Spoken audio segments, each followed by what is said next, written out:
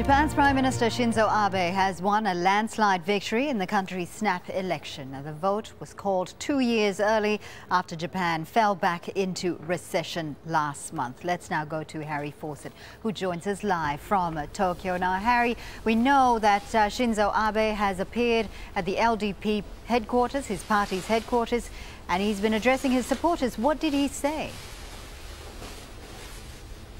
Well, he's been celebrating this victory. It's a victory that he knew, I think, that he would win when he called this election a month ago, but nonetheless one which has obviously been extremely satisfying to him. His plan has worked out, and it means that he has what he says is a mandate to carry on with his economic policies and his other policies. There was no great fist-pumping celebration for Japan's Prime Minister as he helped mark this landslide victory seat by seat. Rather, he had the air of a man whose plan had worked out perfectly. For Shinzo Abe, this was the seal of approval he'd publicly courted. My Abenomics policies are still only halfway done. But I believe we have moved away from those dark days 2 or 3 years ago. I'm aware that there are still a lot of people who still do not feel the benefits of my policies, but it's my duty to bring about these policies to those very people, and I believe this election also voiced that clearly.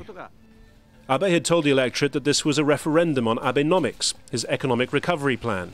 But for many, it was more a referendum on an opposition in disarray, and one which resulted in a record low turnout for a general election. The opposition parties are very weak, so we really have no choice. Even if you wish, others could challenge. It's an election that was designed to be won, so it's very strategic. As a citizen, it makes me wonder, why now? The polls suggest the majority of Japanese voters are confused by the need for this election just 2 years into this government's term in office. There's certainly little enthusiasm on show at this polling station, more a sense of a duty being reluctantly performed, even from those who say they voted for Shinzo Abe in his government.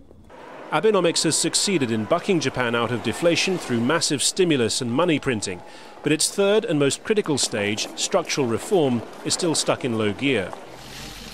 As well as giving him extra time to achieve that goal, this win also enables him to move forward on the rest of his agenda, including restarting the nuclear power industry and renewing his push for changes to Japan's pacifist constitution.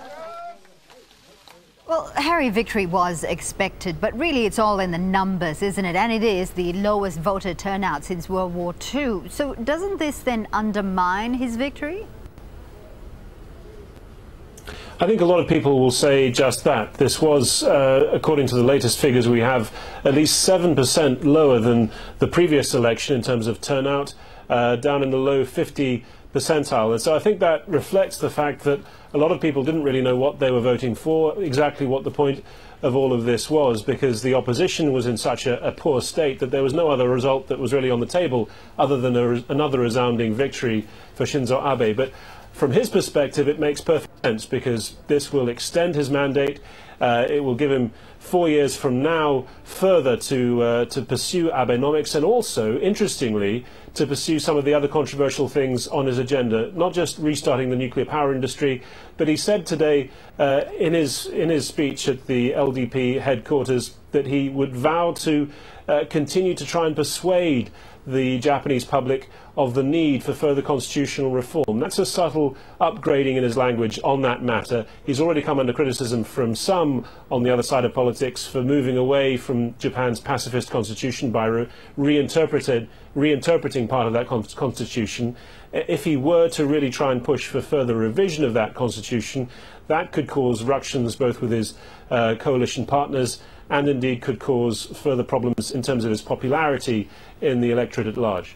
All right, Harry, thank you. Harry Fawcett there speaking to us from Tokyo.